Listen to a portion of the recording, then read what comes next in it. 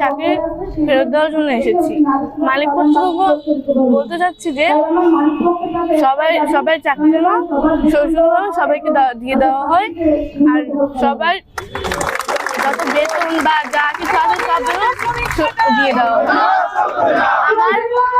আমার পরিবার অবস্থা খুবই খারাপ, কারণ আমার সামনে পরীক্ষা,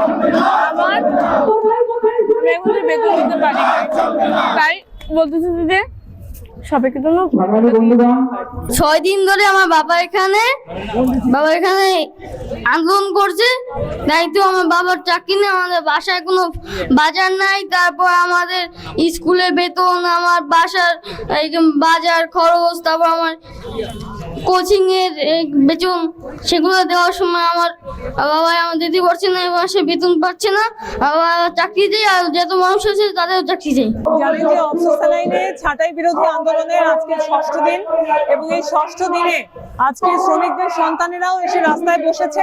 এবং আমরা বলতে চাই যে আজকে 500 যে চাকরি গিয়েছে তাদের কারণে 500 পরিবার যে রাস্তায় বসে আছে, তার প্রমাণ হিসেবে আজকে ছোট ছোট বাচ্চারাও তারাও রাস্তায় এসে বসেছে, তারাও তাদের বাবার চাকরি ফেরত চায়।